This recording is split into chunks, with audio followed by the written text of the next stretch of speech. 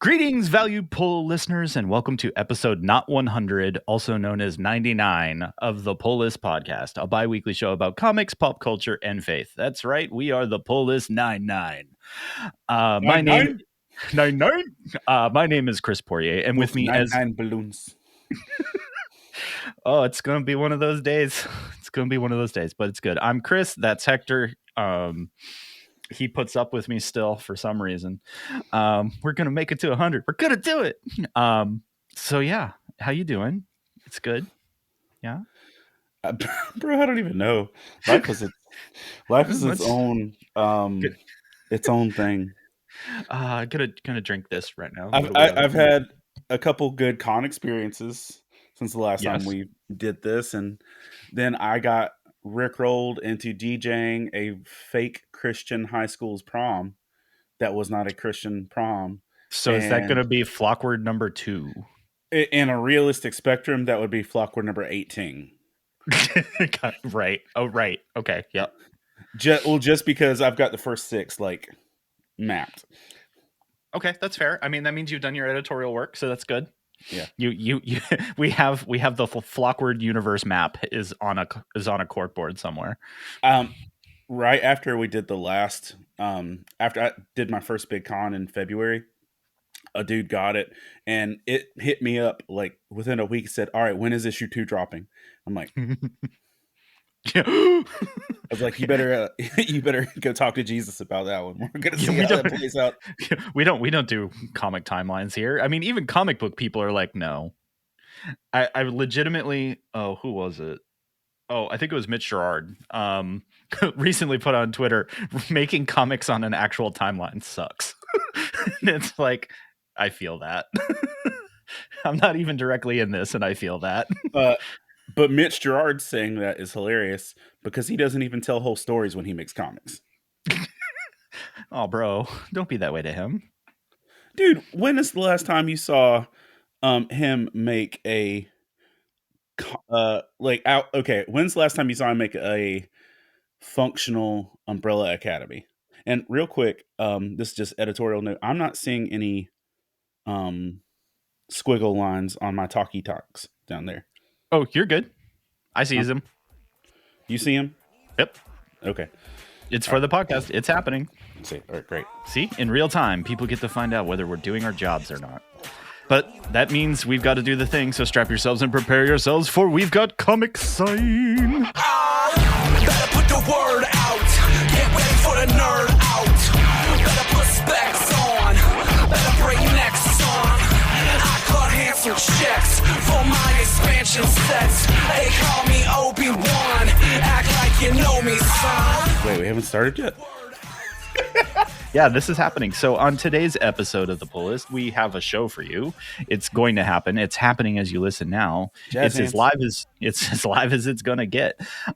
We're going to hit the latest news for you, what you need to know. Our poll recommendations from the last 4 weeks, which means we've expanded, which means I have to do the thing semi-fast, or you get bonus material. This is The Pull List Podcast.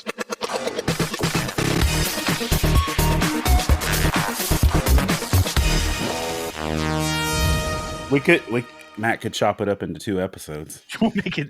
It's a 2-part episode, which means 100's never going to get here. It's 99.1 and 2, or it's 0.5. 0.5, yeah. So yeah, there's a lot going on in the poll list today. 99. Let's get Snyder cut. 99.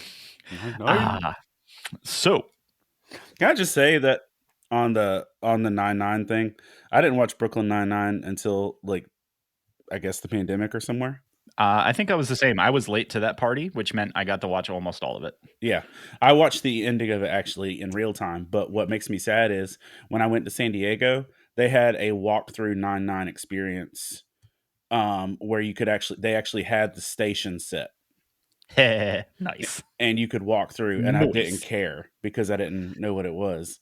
And I'm like, aww. I missed the chance to walk through the studio set. But okay, whatever. Go on. Well, it's all about them missed opportunities, friend. So, DC's doing a lot. I think. But are they doing the most? I don't know if that's technically something that you want to win at in comics right now. I'm just curious. Yeah. But they might be. I don't know. Marvel actually is cranking out a lot right now. Not that, like I said, that's good, but it's happening. No, but I think I mentioned it last time that DC is putting a lot of things back into print. I think last time I talked about that Amalgam is being republished so that people can see all the Marvel and DC crossover event stuff. But DC didn't stop there. They are also putting a lot of their Elseworlds back into print. So all of your favorite Elseworld stuff is going to slowly be rolling back out this year. But that is a prelude to them returning to new Elseworlds material. So keep an eye out through the summer and into the fall. You'll start seeing some of the older Elseworlds type stuff, which is kind of their external to continuity, but kind of crazy stories. Now, granted, the way that DC is doing their timeline thing right now, I don't know if that actually matters, but here we are. So if you like kind of those crazy, really off the wall stories that sit adjacent to continuity, DC's like, heard you, fam, and they're giving you the old stuff and going to crank on some of that new glorious Elseworldy type stuff as the year continues on. Well, here's the thing though. All this stuff that DC is basically just labeled as Elseworld ends up being canon anyway if it performs well. Because that, or just their new methodology of technically in a multiverse that is functioning, all of these are possible. All worlds are Elseworlds. Right. Yeah. So it'll be interesting to see how they talk about that going forward, because they kind of revisited the multiversity thing by saying not 5G, but also 5G is technically a multiverse that functions in its entirety, and whatever. Continuity is all this possibility. Continuity is random, and they couldn't find a multiverse where they respect Dan Didio. Ooh. Which, by the way, he's at a con with me soon. Welcome to Hot Takes with Hector, and he's not wrong. Get Didio on the show. It's your one job. Holy crap! I would love Didio on the show. Oh, he's a lot of fun. I know he is. That, and since he's left DC, his filter is like 100% broken, and I'm here for it. Absolutely here for it. All right, moving right along. Let's talk about the thing nobody wants to talk about, because it's weird, it's interesting, and there's a lot of different takes on it. I will preface this with, it is someone from Bleeding Cool that has done this adventure. But there's been recent accusations that DC artists have been using AI in actual print. Not, like DCEU, not the movies, whatever, but in stuff that we've actually already seen and some things that are supposedly coming up. It's not a short article. It's not, Rich Johnson being like, they're using the AI and then throws a smoke bomb and runs away. It's a long form article with photos and a long discussion about how you recognize AI art, what things kind of stand out as potential issues, etc. And it's not short. So they brought receipts, and whether you agree or not, it's in the show notes. But it's an interesting discussion because a lot of people right now are obviously about the AI is theft, AI, and which in many forms it is, because it's basing a lot of. Remember that one week in 2022 when everybody had AI profiles, and then all their artist friends got mad, and we all disappeared and act like that never happened. Good times. No. Because you definitely didn't see you with a profile photo like that, and then me with amazing hair in it. So, dude, half of my profiles gave me hair back, and I looked like Chris Pine, and I was like, I wish, bro. That's just we all had that thing. We all paid $5, got some profile photos, and then never talked about it again, because AI is theft, and we support our artist friends. We love you guys.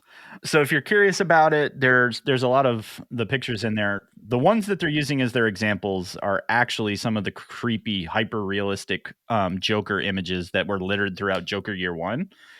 There's a couple others in the article, but they're mostly from that, which is interesting.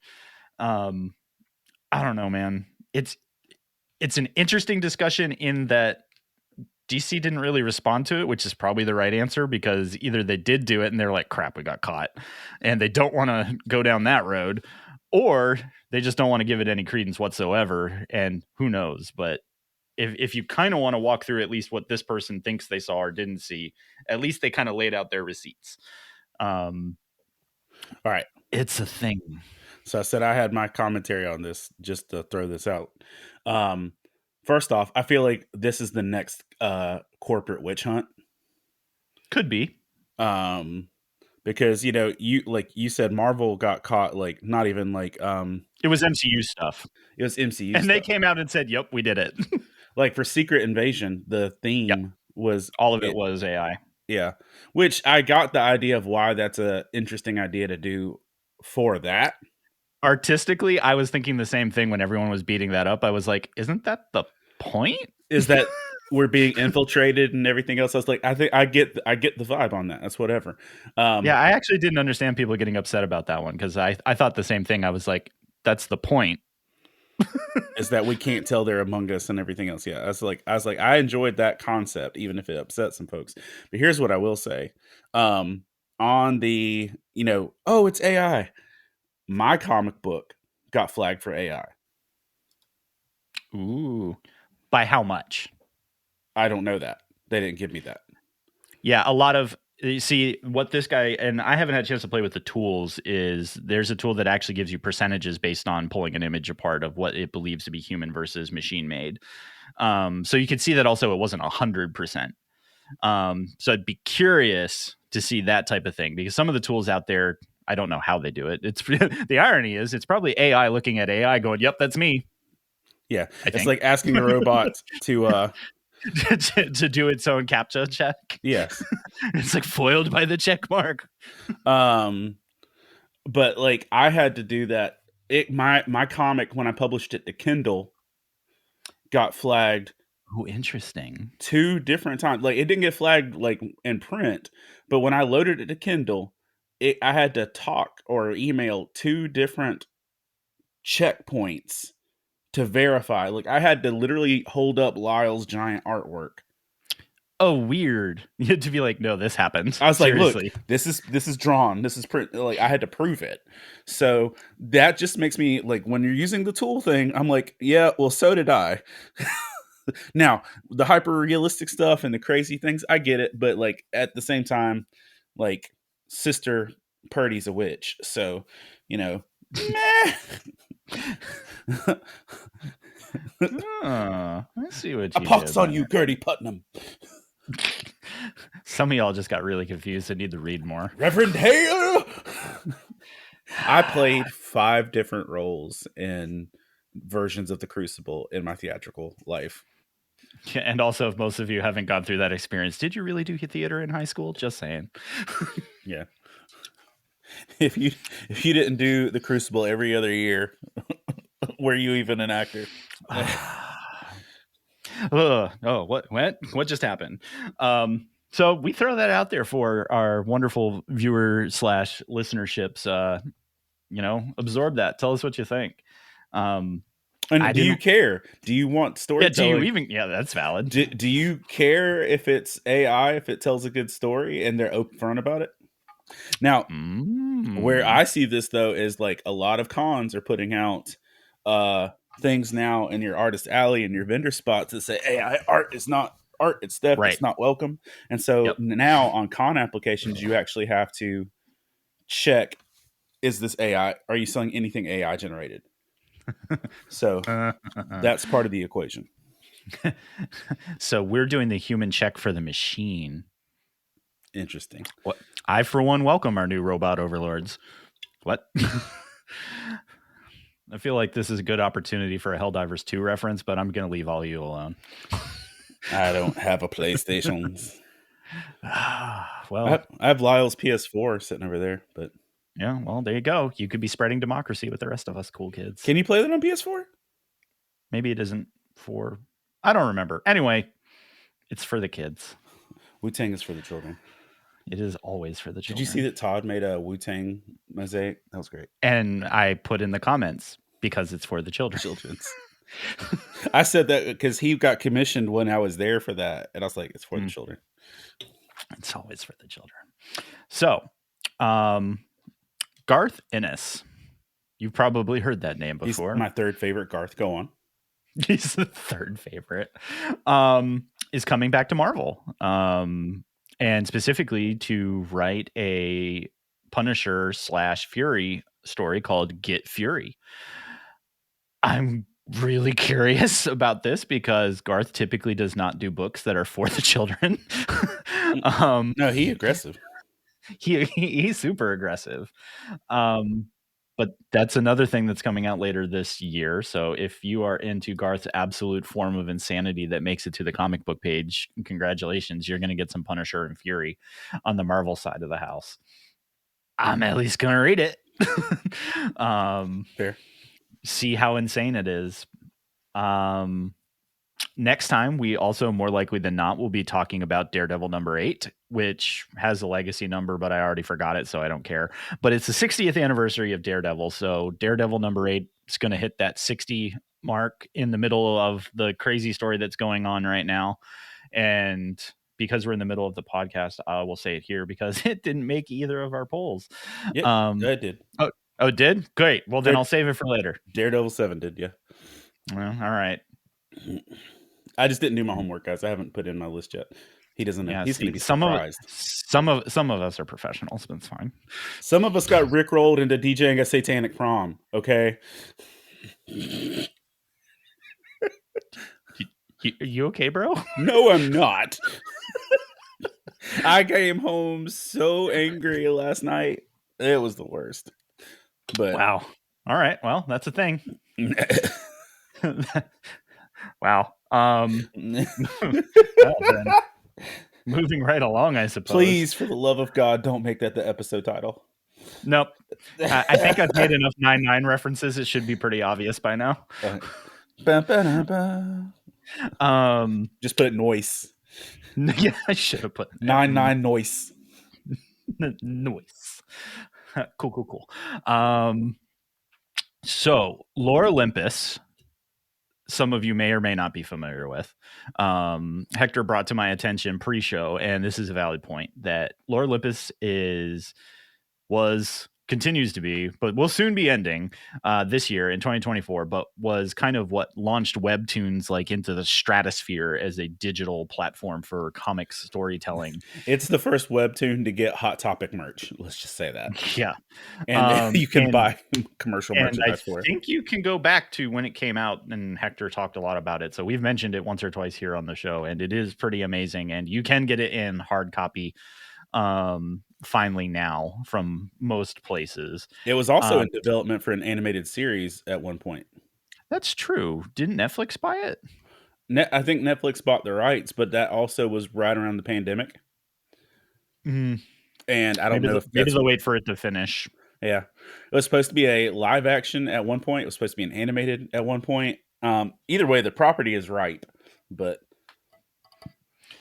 so Lore Olympus is ending, and so what? That's like a 4-year run, I think. Oh, no. 3 or 4. No. Is it longer? Way longer. Like, hold on. It's not longer than 5 because that's as long as we've been here. No. Yeah. Hold on. We're professionals here. Let us Google that. 2018, bro. 2018. That is longer than 5, dear sir. That is 6. Do math. I don't do math. Especially not in public. See, we broke all of the rules. Yeah. It is 6 years, bro. It probably, yeah. So there we have it. It's a thing. It's older than us. It's older than us. I feel like we started in more than it was very close to then. Yeah. Anyway, and then finally, because it's comic book adjacent and because I want to make fun of it, Marvel Rivals is a new video game that apparently is going to be somewhat Overwatch ish in its play style. It is PvP. It's not cards. It's actually, the Avengers and Marvel characters doing things, I suppose. It's out there. It's a thing. It's happening. Yeah. Marvel video games just don't tend to stick, but hold on now. Some Marvel games do really well. Okay, Guardians of the Galaxy. Guardians of the Galaxy was a masterpiece. Yep. There it is. Good talk. Spider-Man games. Technically Sony properties. Sony property, Marvel game. That Sony developed. Yeah. We have to remember that the only time that good things come out of Marvel is when somebody else does it for them. And our pull list number 1, according to my Googles, dropped in November 15th, 2018. So we probably talked about it end of that year. Yeah.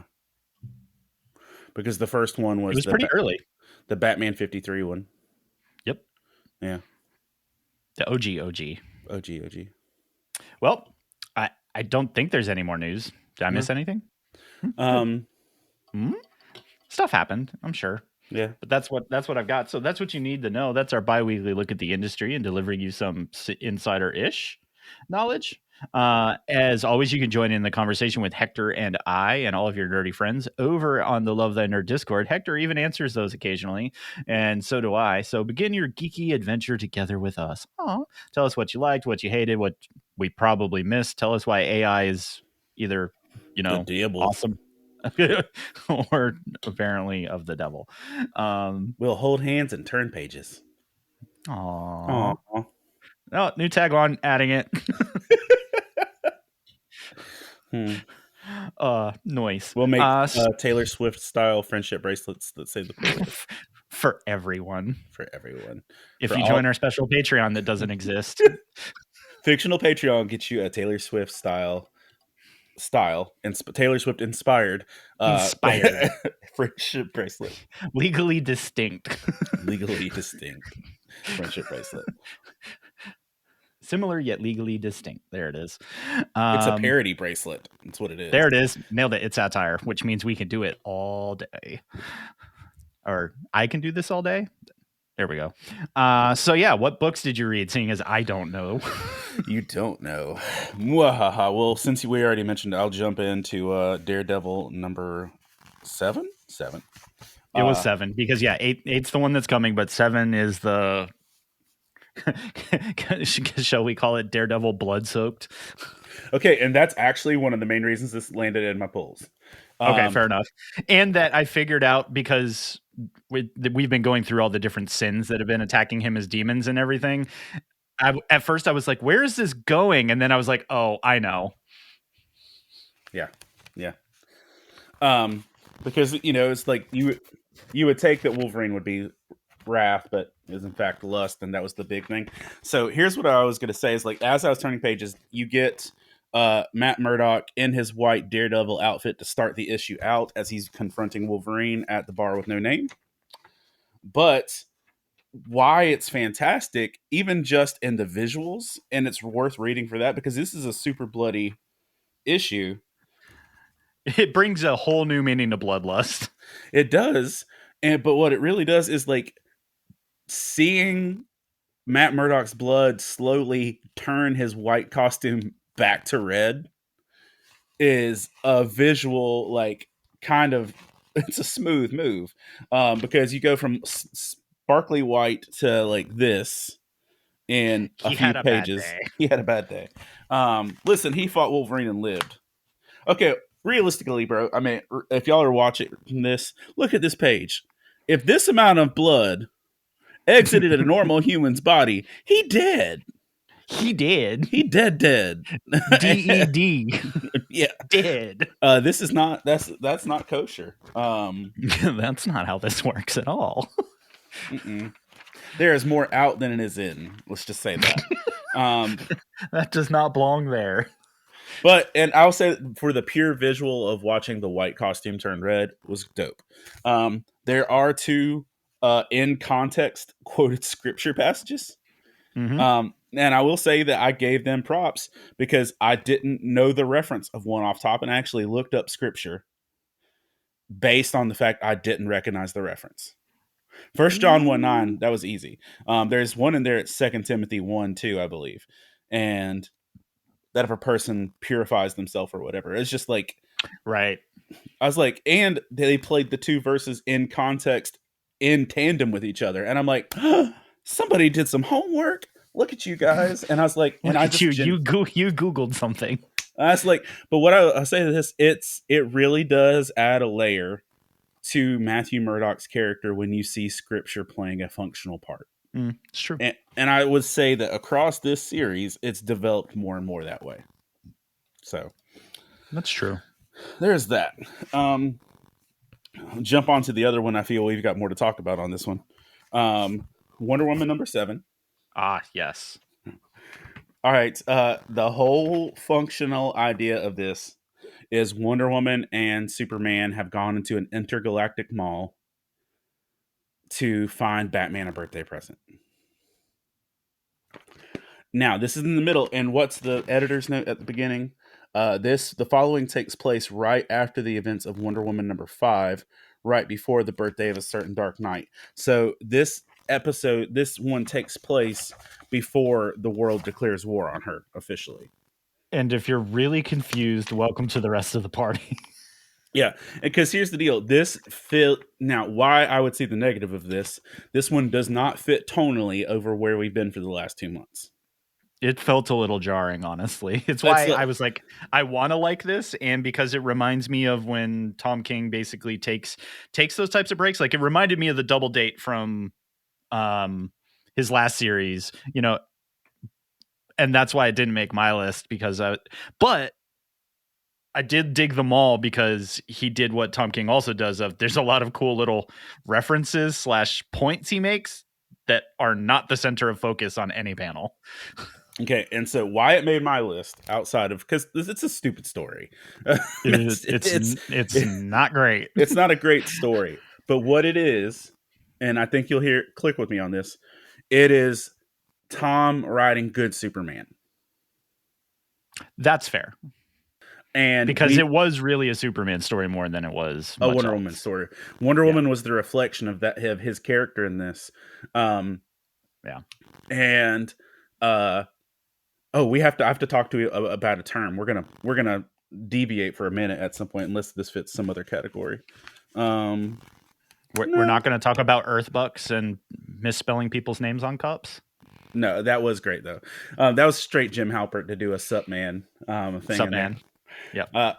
There you've got Superman doing dad jokes, but you get some of the most sincere Superman writing in a while, and we haven't got Tom King writing Superman basically since the last Batman era. That's fair. And I was going to say, hey, at least it's not dragging someone's dead mother through the desert. Bro, because I'm getting that in. Let it go. Let it go. I was like, are we going to make it? No, we're not. No. Tom King came up in this episode. Absolutely not. He comes up in every literal episode. The first episode was about him. Darn it, he's Tom. My favorite writer. Why are you so good? He is so good. But like you get Superman being his like some genuine Supermanness in layers we haven't seen before, and you get Wonder Woman responding sweetly to it. And I just enjoyed that dynamic. The issue's dumb for the sake of dumb, and you don't even have to read the rest of it. You could actually pick this up in complete isolation and probably be happy with it. Yeah. In some context. And if you just enjoy Superman being genuinely sweet and reflective and Wonder Woman like smiling through the pain of things, this is a good issue. But yeah. I will if the story's bad but the writing's good, I'll still take it. And that's where this lands. Let's see. Golf pot. And I'm going to do a quick detour because I learned a new term this week in pop culture, and it kind of shook me to my core. We've in past comics and recently we've talked about the fact that Gail Simone coined the term fridging. Yes. When you kill or wound a female character just for the advancement of a male character. Right. That's a fridging.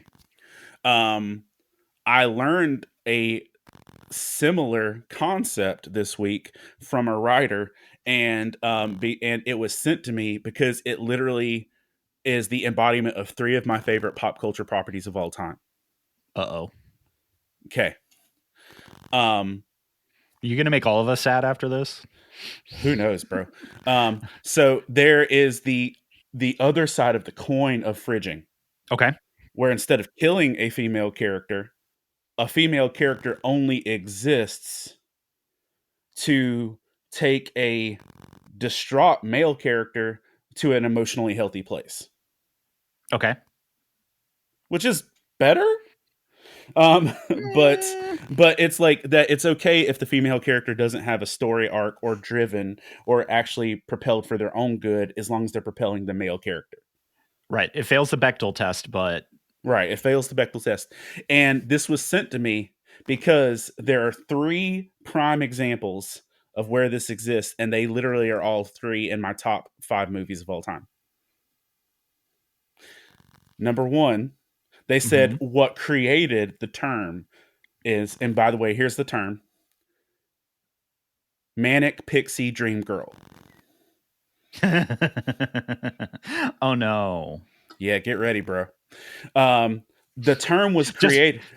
The term was created for Claire Danes or Kirsten Dunst's performance of Claire in Elizabethtown, which is one of my all-time favorite films, Cameron Crowe film. And that term was coined in her review of that performance, and someone's went to do a character analysis of characters that fit this archetype. The second character that also fits it is in my all-time favorite movie, Penny Lane and Almost Famous, also Cameron Crowe.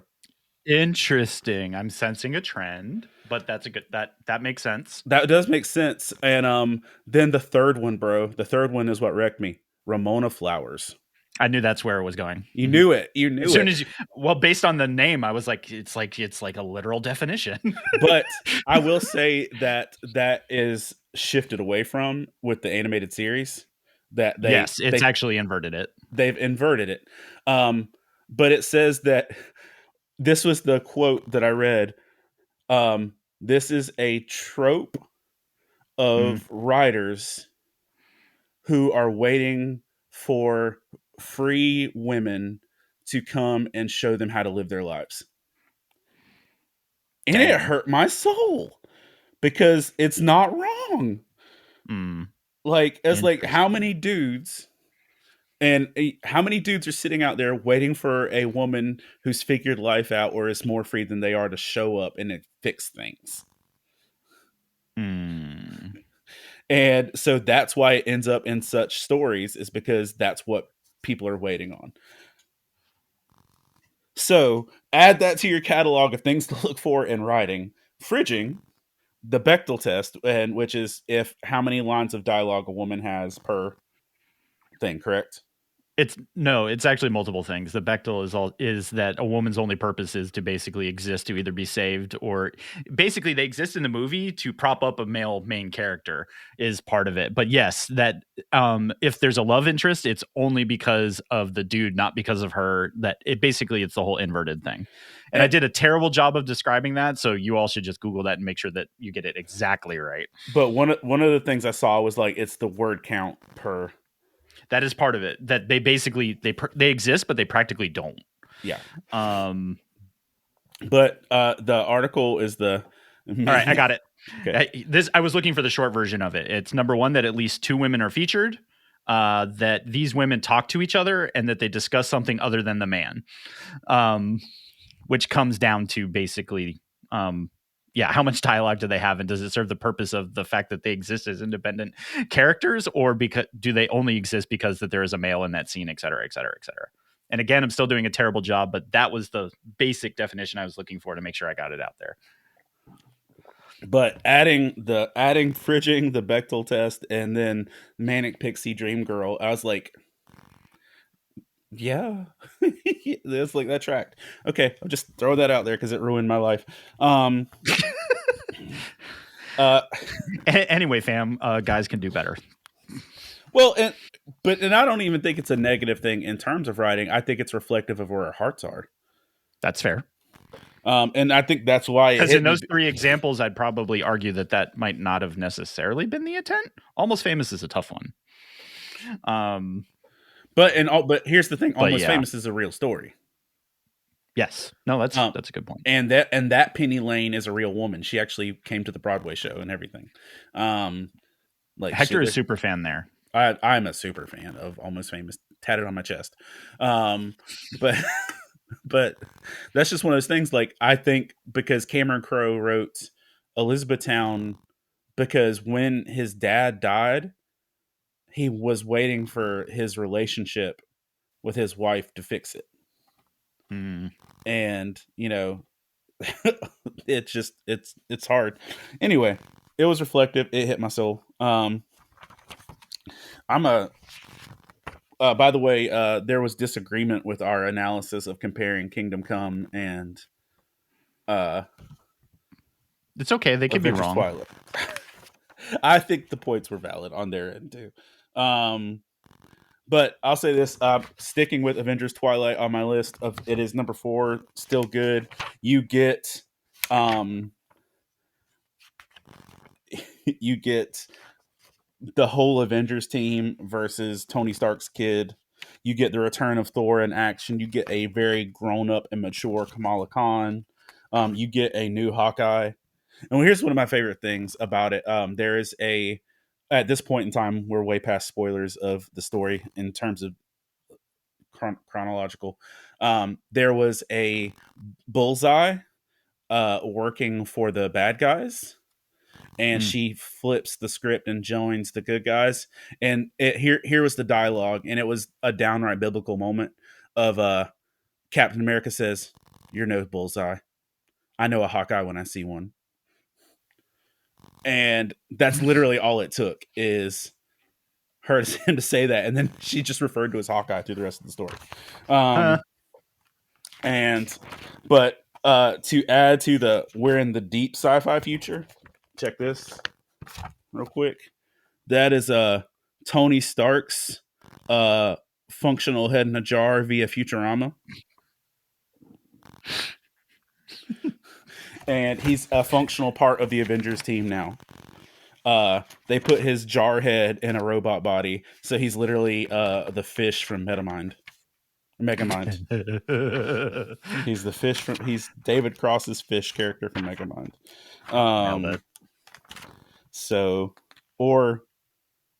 That tracks. You get to see a new Avengers team assembled, and you get to see Red Skull back in full functioning thing. Like the end teaser, because we're a month out, is that Red Skull is in a Iron Man upgraded body. And he stopped pulling the strings from behind the curtain. He straight up told Iron Man's kid, "I'm running everything, and you're my puppet. God bless America." Thank you for playing. Thank you for playing. Let's see. Batman Dark Prisons, or Batman number 145. I enjoyed that a lot. Yeah. It was fun. I went back and forth on whether it made my list. People will understand why it didn't make my list when I get to it. Because I was kind of there too. I thought I wanted Batman to be good again, and year one for Joker kind of like reset it, because I really felt like we were starting to get lost in the sauce, such as it were, and that now we kind of feel somewhat regrounded. We're still doing the Zur thing, and failsafe, but I feel like we're gonna get somewhere with it now. Yeah. Well, failsafe is in a body. Bruce is in a cell captured with the Joker. Which is fun. Their interactions are great. I honestly think this was good for me just because you got failsafe versus Red Hood versus Damian, and I thought that was an enjoyable experience. And you've got Batman walking around in bandages in prison looking like Hush, which was well done on the cover of like, is Hush Batman? Like, is literally the vibe it gave. Thanks, I hated it, but yeah. Yeah. I was like, did you get me with that cover? Sure. Got him. But I will say the little tag that got me really good at the end is that you get a full description, and I feel like this honestly belongs Joker year one-ish, but whatever. Is that you get why specifically the creepy face-off Joker was created, where he cut his own face off. Like, you get to that point at the end of this issue, so that was fun. It was one of my all-time favorite arcs, Death of the Family, yeah. Definitely for me. Nightwing was dope. And this one, it was dope simply because you get Batman being like, okay, I'll say this. I feel like one of my only things I don't love about Zdarsky's arc right, not my only thing. One thing I don't love about Zdarsky's arc right now Let me count is, the waves. let me count them, is the defragmented state of the Bat family that's supposed to carry over, but it doesn't carry over. Because it doesn't carry over to the other books and maintain it well. But this whole issue is Batman teaming up with Nightwing to save a kid that's been kidnapped, and the whole book you get Batman being reflective on who Nightwing is as a person and how good of a person he is. And like I mentioned this in the last one, even though it's been a month, like one of the things that the kid was like, he's on my pencil box. And there comes a moment where Nightwing is saying, Batman's asking Nightwing about something, and Nightwing just looks at Batman and says, I'm on his pencil box. And that's literally his justification for what's about to happen. And I'm like, that's such a sweet thing. I enjoyed it. And then this was genuinely a tie between She-Hulk number 7 or 6 and Batman and Robin number 7. It is going to go to Batman and Robin number 7 for the same paternal and relational things of you get to see Batman responding to a girl having interest in Damian. He had a girlfriend during his whole run on Robin number whatever's, like when he was on Death Island with Flatline. But you get Flatline teaming up with Batman and Robin, and they further the Shush story a little bit with this. And that's it. That's all I got. All right, tell me of your stories. Yeah, so, you probably gathered that was slightly more books than we usually say, because we figured we give you the extra sized issue 99. Point one. So it's technically a shared book because Hector keeps wanting to fight me for it, but I had to fight you. I almost got every single book in this week to be number ones, which I do occasionally when I can't find anything worth reading. I read a lot this week, and yeah, but Penguin continues to be kind of great. And so number 8 was this time around, and I love how we got this slow burn thing of Oswald's kind of super rise to power here, that Gordon and another cop detective are walking into this building that we know that the Penguin lives in, and they start off with, there's 37 bodies starting from the lobby up the stairs to like the apartment where Oswald lives. And it's a combination of those two talking about what's going on and us kind of seeing what happened leading up to this moment in time of Oswald returning to Gotham, and literally all of Gotham basically being like, please don't kill me. and this literally does go from like the last 5 or 6 issues have all been backstory of his rise to power. Right. And so we're finally back to here we are. It's game on. And so he also has that cool little interaction with the Riddler, where the Riddler has a bad day. That gave me, and I know this is a deep cut, but it's one of my favorite books. That also gave me a throwback vibe to the end of Hush, like the first Hush arc. Oh, yeah. He sits down at the table. Yeah, it's good. I'm sure that is probably on purpose, but there's a lot going on here. The art is still kind of great. Oswald is still kind of crazy and scary, and I think that's the point. Because, this is still a lot of fun. I will say one detail in there that I picked up that I don't know that maybe I've forgotten is that the Help is the son of Ra's al Ghul. Like, what? Where? Huh? Like, was that previously established? Did I miss that? I don't recall, honestly, but yeah, there's a lot going on. But and the it's Help, subtle, which is good. The Help, if you missed it, if you read that one passage quickly, you might have missed it. But the Help is the least loved son of Ra's al Ghul. It's okay, Daddy loves you. Sort of. sort of. And now I'm going to give you a bunch of number ones that weren't my number one, and that'll give you the number one. But because a lot of books kicked off in the last 4 weeks. Yeah. Spring is a good time for that. Yep.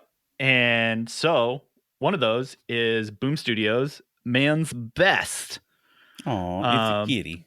It's got kitty and puppers. And you kind of get this futuristic story of these animals.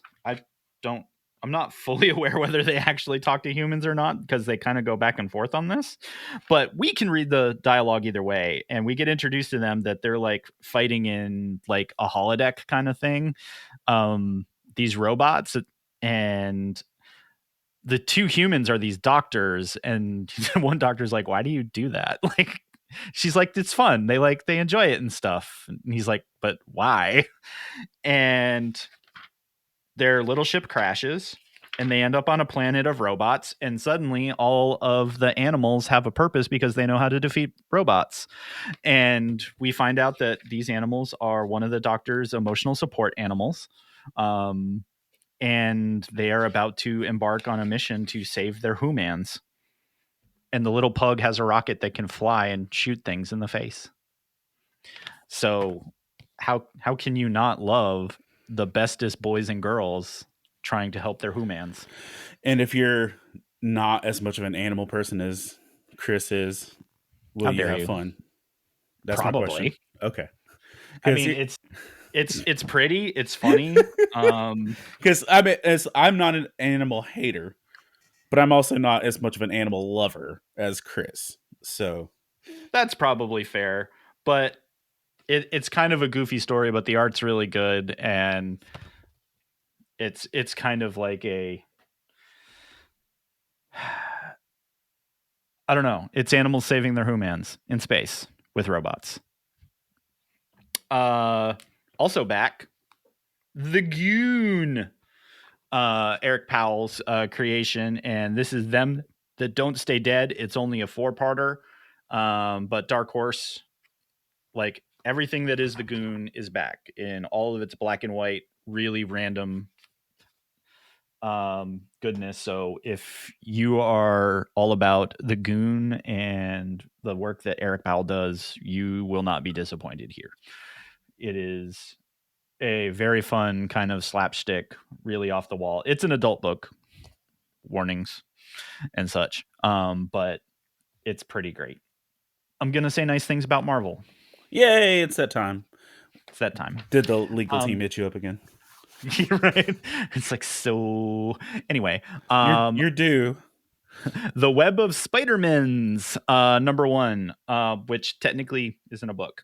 And what I mean by that is it's technically a lot of comic companies have done this lately. And I featured one of these a few weeks ago with Ghost Machine, that this book actually technically talks about all the different spider books that are kind of going on. And they guise it with Madam Web being like, I hold the web of life together.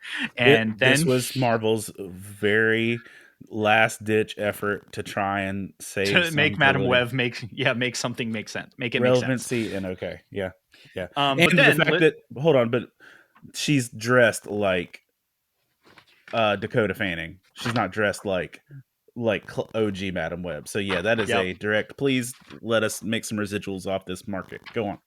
And then it jumps directly into Edge of the Spider-Verse, Miles-ish story, which is also kind of not subtle, but there's little anthology pieces across all of the different spider books in here. And at the end of each little piece, they tell you which books either they are currently in and where they fall in the story, or what book is about to come. So this is where I say something really nice about Marvel while also saying something terrible. So this should be your shocked moment of Spider-Man is really great in small doses when you don't have the whole book to read, because the likelihood of me reading any of these books because of this is actually very low. Because I feel like I haven't picked up any of these books and went, wow, that was really good. But these 4 pages from each of these books were really good. So if you do at least want to find out maybe where your jam is currently in and across all of the Spider-Man's books, this is good, because you can kind of get a snapshot and be like, okay, that's what this is all about. And then we also need to talk about, there's these two goofballs from the TVA that you might have seen before in this book.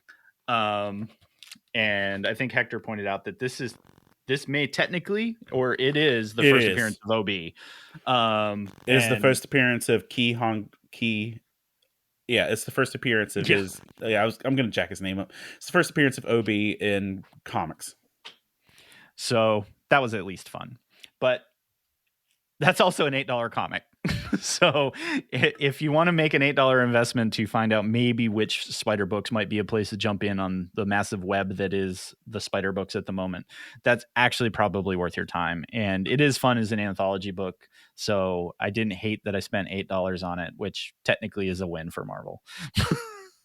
Anytime you can spend $8 on a book and it be a win, that's a win. Yeah. Moving right along, I actually have two things, and I don't know if it's fair to say that I picked this because it's Marvel or if it's because of who did it. But Ultimate X-Men, Peach Momoko. Armor. Yes. And so it is an Armor origin-ish story in the Ultimate Universe. Peach Momoko writing and drawing, and if you're not familiar, I just adore the art style. And the storytelling is usually very thick in Japanese culture. In fact, all the way in the back of this book is pretty great. Provides a page that actually breaks down a lot of cultural things that were specifically pointed out in this book and why they exist. So that's super fun. But yes, this is very much kind of in the Ultimate Universe, a story of how Armor finds out about her powers and everything. And what's kind of cool is in this version, like the armor that manifests itself, where is it? There's a really good picture in here somewhere, is kind of like of a samurai. Oh, nice. Yeah. And like, because in the original Astonishing X-Men run, it was just like bubble. Right. Yeah. That's basically like, yeah. So it's like this samurai / it kind of looks like a demon. And I think it's partially because she's battling with I'm capable of this, but I don't understand it. And it's a very, very X-Men type story in the, this is happening and I don't understand. And that it came out of a traumatic event in the child's life. So like this is good. Do more of this, Marvel.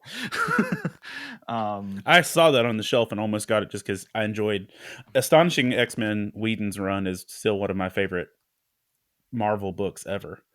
And Armor was just really good in that. Is good. Let's see. Down to my last regular poll. Here's my last two books are going to be, wow, Chris, really? So here we go. Dawn Runner is a Dark Horse book. And how do I describe this? So in a future with aliens. Anyway, they show up and they manifest themselves in a lot of different ways across this planet. And it's kind of got this Attack on Titan vibe that there are people living inside the walls and that stuff is living outside of the walls kind of thing. And that we don't hear a lot about the alien tech, except that humanity is definitely kind of at war with whatever it is. And so you end up with this kind of kaiju feel I'm trying to find the picture. Like big, ugly, scary things that are outside the wall. But what Dawn Runners are people that interface with giant robot tech outside biologically. So I'm sitting here going, all right, so it's an Attack on Titan, Neon Genesis Evangelion, and I was going to say Avatar Pacific Rim, but okay, cool. And Akira, and I almost went Pacific Rim, but because it's so specifically biological connection to the suit, that's what I was saying. Like, Avatar, and they even go to that level in here. So, oh, by the way, if you haven't seen Neon Genesis, sorry. I'm waiting for the just get in the robot Shinji moment, but so yeah, it very much looks like Eva's and that type of thing, which means this is going to mess your brain up at some point, because if any of those things I just uttered are the source material, this story does not end happy. But it's got all those feels, and it's kind of wild. But anyway, kind of like Pacific Rim and those types of things, though, the Dawn Runners are kind of treated like superstars. That people know what they are and who they are, kind of thing. So there's He's on my pencil box. Yeah, right. There's a lot going on here. And I didn't even catch this, and it's written by Rom. So I'm sorry, not sorry. This guy's just doing mentally interesting things lately because he's the Rare Flavors, and he's got some. I was other about to say that's out. Rare Flavors guy, right? Yep. Yeah, script by Rom. I completely missed that when I picked that up. Too easy. Sure you did. That means there actually is going to be something that makes your head hurt in here. So yeah, what was the number one you absolutely had to number one, and then I'll give you my number one and utter a phrase that shouldn't be shocking to anyone. Yeah, I'm gonna give you two number ones I didn't enjoy. First off, every other Marvel number one that came out over the last 4 weeks is the books that I didn't enjoy. But go on. Under York. I picked that up too, and I'm imagining for the same reason you did, and I almost didn't finish it. Dude, it was so... Yeah, I was like... Yeah.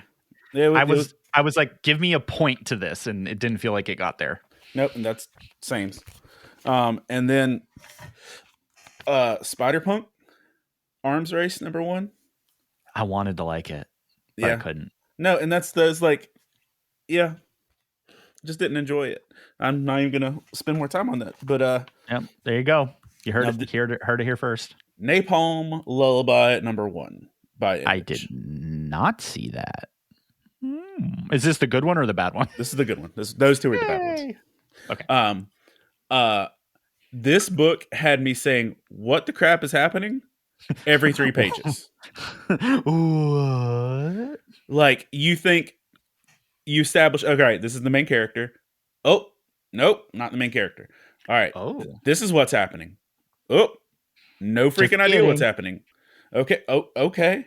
And literally by the last page, you're like, okay, maybe I have a grasp on what's happening here.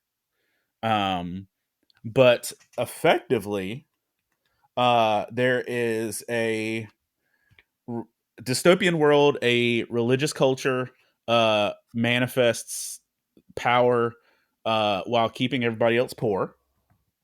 And there is a duo, a couple. I don't know what their relationship is. But it starts out with like a weird Superman story. I don't even know what's going on. What's happening? But the shortest version is there is a young lady who can make people physically feel completely envelop their dreams. So you pay her to fully live out your dream. And she's got a samurai sidekick BFF, and they're both trying to escape the dystopian world they're in. I was like, literally, is his name Buckaroo Banzai? Yeah, I literally don't have a good way to explain this, but this was fun to read, and I'll pick up issue 2. Fair enough. But I mean, literally, it was like flipping channels every 3 minutes and making it a compelling story. But done well. Okay. You picked up a that sounded like a Chris book. It did sound like a Chris book, but I didn't see it, so I literally picked it up. I was like, this could be fun. I picked up 3 number ones just for the sake of, all right, let's see if there's a number one worth reading. And 1 out of 3. I think I had a total of 8, so I almost did all of them. But one was a Star Wars book that was Jango Fett. Okay. Yeah, no. Which I kind of went into that figuring that probably wasn't going to hit. No, and then that's not going to be Black Cat and Jackpot.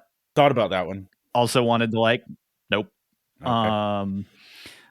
What was the other one? Oh, the Hawkeye and Black Widow book from a few weeks ago, same thing. Like Marvel dumped a bunch of number ones that I was like, I could like this. But yeah. So Sam and Twitch, number one. Hey. Yeah. But it's McFarlane's new jam. He's writing, he's not drawing. Yeah, I could tell. Yeah. So it's basically reading the movie Seven. Everything is dark, feels like it's raining all of the time, and it's a gritty police procedural. Say what? You mean you had a kaiju book and a gritty police procedural? That's so surprising. And I got Tom King dragging his dead mother through the desert. So 99 issues of this, folks. 99 issues of this. Cool. But NYPD stuff, you have two partners that obviously can't be different from each other. One's like the old school, I'm going to beat up everybody to get them to tell me the things that I'm a good cop, but I do bad things. And then a partner that is definitely the nerd and is like the super smart guy that just is quiet because he's like, whatever. And they both get suspended at the beginning of this because the big dude beats the crap out of people, and you're not supposed to do that as law enforcement. I know that's shocking. And you can trust him. He's a cop now. Since the last episode I'm watched. Not a cop. I work for a police department. Don't tell people. I'm not a cop is a very cop thing to say. Wink, wink. Aren't you required to tell me if you're a cop, dude? But literally, y'all, Chris has changed careers since the last episode. Yeah. Yes. Yes, you have. Fair. Yeah, that's fair. That happened the week we were supposed to record it. That was in the middle, but yes. Yeah. It's been exactly 4 weeks. So yeah, good times. Maybe there's a reason I'm attracted to this kind of thing. It's really weird. Yeah. Which means we're all screwed if they develop like a kaiju program. Yes. It's going to be called Kaiju Cops. I can't show the last 2 pages of this book. So that's how this goes some dark places, y'all. And so, yeah, the 2 cops get suspended, but the smart guy gets a call from a friend from the academy that's standing over a scene of like 7 mutilated bodies in a pile. And the guy's calling the smart guy like, I could use some help. So unlike some of the other ones where I'm like, oh, this sounds like this will be fun police procedural, this is like, holy crap. Law and Order SVU and like some violent crime stuff in the movie 7 had a baby, and the last page of this was developed. So there you go. Yeah, well, McFarlane definitely do love that kind of stuff. So I'm not super shocked, but this is probably going to have a really solid noir feel to it. I kind of dig the cover for the second issue. That's the preview in like the Saturday Evening Post style. Yeah. Picture, like there's some cool visuals that I think is going to come out of this. And I just hope they don't like flub a cool serial killer story. Cause I feel like a lot of people do the shocking, oh, look at the pile of weird bodies and here's this creepy dude. And then it's not interesting. Like 7 actually is one of my favorite movies because you become deathly afraid of a dude that's only on screen for 7 minutes. Like that's good writing. And also you don't become witness to a majority of the horrific things that he did either. This one's a little different. That one's in your face, but I like when people can tell those stories well. So I'm here for it. Yeah, good. That's the podcast. Yeah. Hey, and I'll say this, to add 4 extra issues and for me to have a character analysis writing break we did pretty good time-wise. Yeah, I mean, technically we had a long pre-show too, so this actually isn't going to be that much longer. But hey, you got bonus content and you didn't have to pay for it. You're welcome. But if you want to pay our fake Patreon, but if you do want to those join Taylor Swift-inspired friendship bracelets that are satirical and not at all similar in any way whatsoever to the branded trademark. I'm going to see if my daughter will make me a pull list friendship bracelet by the next episode. So yeah, that is in fact going to do it for us here at the Pull List. Episode 99 is now in the books and in your ears and your eyeballs. 99 podcast episodes. Now we've been flagged on YouTube, so I guess it doesn't matter. It's true. We are over there on the YouTube, as I just implied by our copyright violations that probably will hit. Who knows? You act like I can sing that much in key. Yeah, that's fair. As many of you know, we take this epic journey of podcast and fandom with lots of other amazing podcasts over on the Love Thy Nerd podcast network. So be sure to visit lovethynerd.com for more info, previous episodes, and maybe find yourself a new show to add to your routine. Hector's got tons of content over there because he's just a machine. Oh, I missed a month. I missed an episode too. So see, so maybe it wasn't Chris's fault. So there. I literally finished reading this morning the books we should have read last time. I finished yesterday. That's not important. They have no idea when today is. Ha! But it's the 30th. Yeah, it's the 30th. It's Saturday morning, and we got up to drink caffeinated beverages and talk about comics with y'all because we love you. It's not a bad day. No, it's good. But wait, there is more. We wanted to let all of you know that that is a Love Thy Nerd podcast network, etc., and us are now part of a streaming on the Glue network. That is GLU, which is a streaming platform available on your Roku or your smart TVs, as well as your iPhone and Android via an app. So that's pretty cool because you can see our shining faces on a smart TV now, and that's like wild. So I'm going to take pictures of that for the gram because we're famous now. But Glue exists to unlock the inspirational value of faith-centric programming, partnering with Christian content creators like, well, you know, us, and all of our friends over at Love Thy Nerd. So Love Thy Nerd, the Pull List podcast, we're all part of this new Glue thing, and we're proud to join some of our other friends from God Squad Church Unity Gaming as the first group of nerd culture channels on that platform. So you can download the Glue network app today, search for Love Thy Nerd, and you'll find our shining faces on your TV, which is either really interesting or truly frightening. But that's pretty cool. We keep kind of growing as part of the Love Thy Nerd network. And so, yeah. The Glue holds it together. Oh, no. They're going to hate us now, but it's fine. We did it. But we love all of you, and that's why it's fine. But Hector and I do honestly want to thank each and every one of you for choosing us as your primary comic book knowledge factory on a near weekly or monthly basis, just depending on what's going on. So don't leave us hanging. Rate and review the show on your favorite podcasting or smart television-based app. Today, we're on iTunes, Spotify, Stitcher Radio, and the Glue network now. So, hit us up, show us that you love us, and just honestly, thank you. Thank each and every single one of you for listening. And remember, kids, read more comics. I'm going to take all 7 continents in the game of Risk. I'm the master of epic duel.